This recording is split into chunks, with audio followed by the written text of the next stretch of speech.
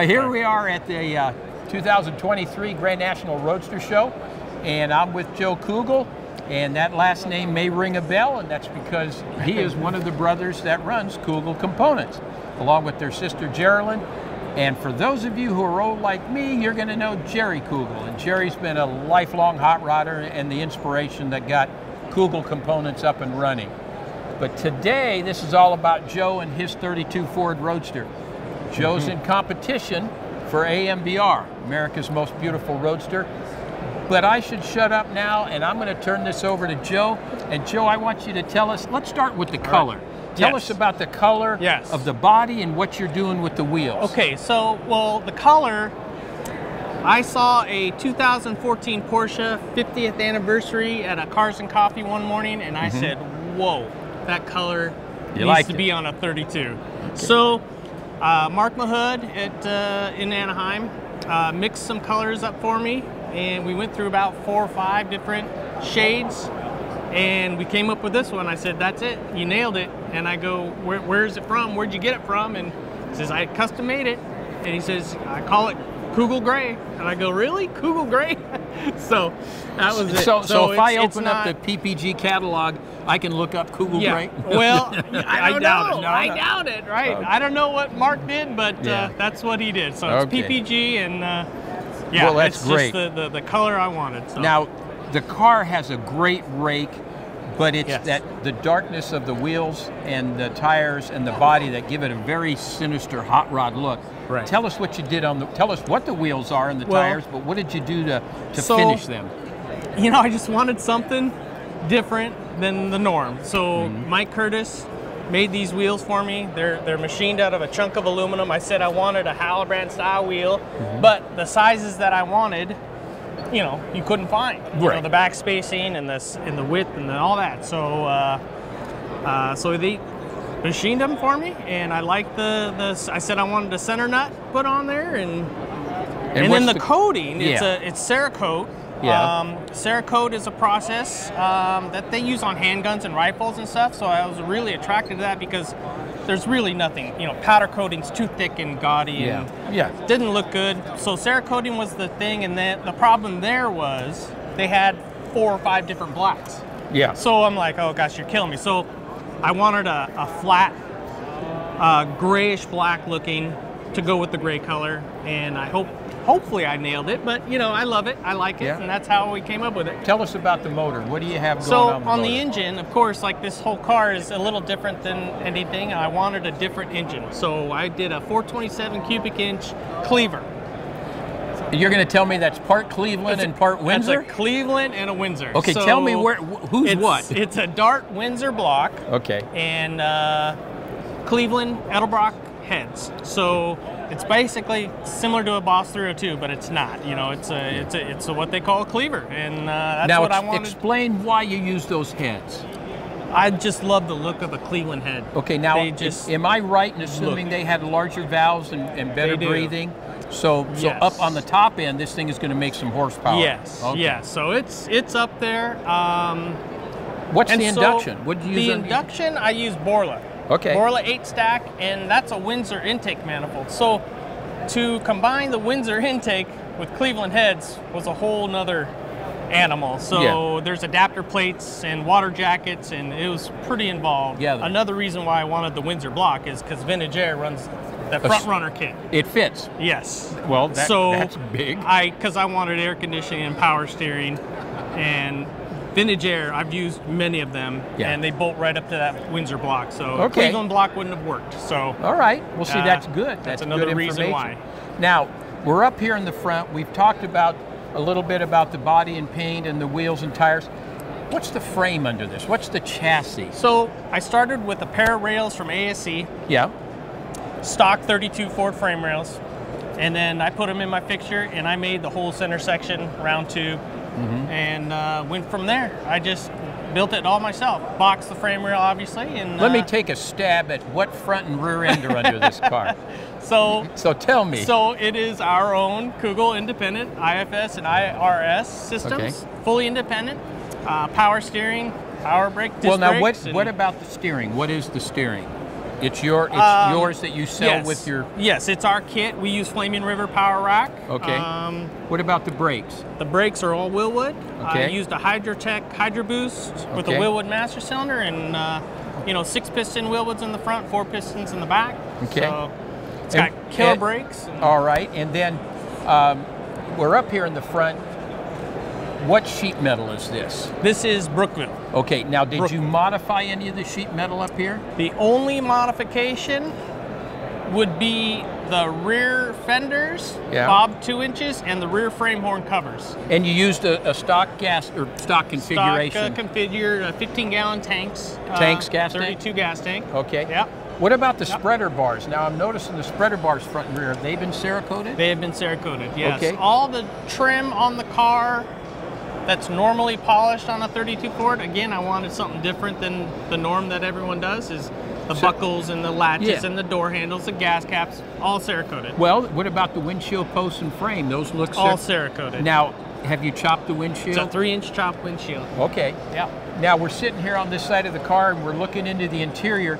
Yeah. And tell me if I'm wrong, but I think I see a little bit of early Porsche influence, like little You're absolutely bathtubs correct. or something? Yes, Okay. 356 Porsche. I'm a fan of. I love them, and so I thought, what the heck? I'll do some accents of 356 Porsche interior and see. The Porsche guys would get it. Now that would be like, for instance, the knobs. Yes, We've the got door pulls, the knobs, Okay. the gauges. Okay.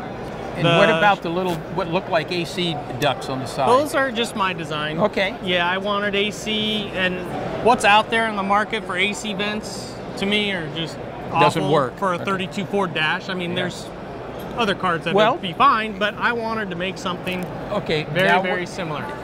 Tell us about the gauges. What's going on the dash? Okay, so the panel, I had machined out that surrounding around the gauges. Yeah. And incorporated the AC vent in the middle. So yeah. What's the steering column? The steering column's Flaming River. A tilt it's like a GM Flaming River tilt. And the wheel?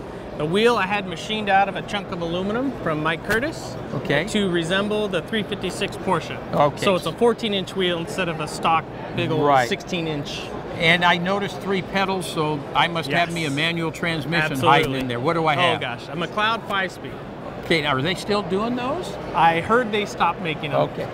And what about the seating? What did you do there? So the seats I got from Russ at Fiber Steel.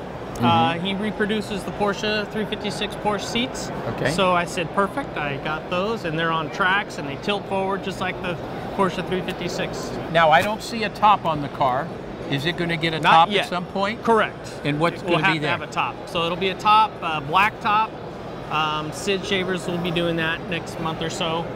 So it'll be a custom chop top. Ran out of time. So yeah, it'll be a 3-inch chop, custom top made. Well, I know how running out of time goes. Now, as far as, since we're back here at the rear, yes. Is it a standard or a quick change center section? So it's our standard 9-inch housing that holds a 9-inch center section. What kind of gears you run? So it's a 390 gear ratio. Oh, nice. Yeah, nice. Yeah. So it's a good gear ratio, and the nice thing is with our independent rear ends, we can make any width hub to hub from 52 to 62. So that's it's a 51-inch hub to hub on mine. Because I wanted the fat tires and the 15 by 10s. Well, okay. Now, your rear wheel and tire looks like it fits the outline of the fender very nicely. Did you have to tub maybe a little bit on the inside of the body? So to fit these big 295, 55, 15 tires, Mickey's, I kicked in the frame rail 2 inches. So by doing that, we had to kick in the body and did a mini tub on the inside of the body. So Brian Stone at Stone's Metal did all that work, and it's incredible. Now, I see you used a dual exhaust. Did you put a crossover tube in? Yes, there's a 2-inch crossover between there. And the mufflers look to be pretty substantial under there. What'd you use? They're a good size muffler, but I use Stainless Specialties mufflers. Okay. I used them for many years on my cars, and they're gone. They're not around anymore, unfortunately, but they are a great stainless muffler. Now, I'm looking at the back, and I know you've done some work back here on the rear end. Tell me a little bit about the tail lights and what you did with the rear of the body and the bobbing back here. Sure. So these horn covers on a stock 32 and never really liked. They just dove straight underneath the body. Yeah. I said to Brian Stone, I said, let's do something different. Let's make a curve around and hug that rear quarter, that body. Okay. And so he came up with that. And the taillights are from Johnson Hot Rods. Yeah. And I just wanted a pocket made for those things to fit in, and So ran they're the French, wiring inside. a little bit They're of a Frenched French, in. yeah. Yeah. Yeah. And then the wiring for the entire car, I find it very difficult to see any wiring It's hard, yeah. because yeah, you've yeah. tried to hide everything. Yes, Okay. absolutely. And Ryan Manson was a genius at that. He did really well. Well, we can't Yeah. tell Ryan that. I mean, no. I'm sorry, but no, Ryan really is. He got a lot of talents, but Yes. one of them is He's been outstanding great. at laying down He's the wire. been great, yes. Yep. Did you do this on your own time at the shop, or did you do it at home? Where'd you build it? Strictly my spare time at the Spare shop. time. Okay. At the shop. I would get up early. I'd be at the shop. I'd try to get there 6. I'd get 2 hours in the morning, and then I would try to leave by 7 at night. So so I try to get 4 hours a day on it. It's hard sometimes, but then Saturdays and sometimes Sunday mornings, you know. How long do you think it took you to build this? It took me 6 years. So it was a 6 years. quick build. It was. When you're building something this Awful. nice, there is no shortcut that you No, can take. you know, and that wasn't the plan. Yeah. I just wanted to build a full fender roadster, and it just snowballed. One thing led to another, and it just came in an animal. I can say this.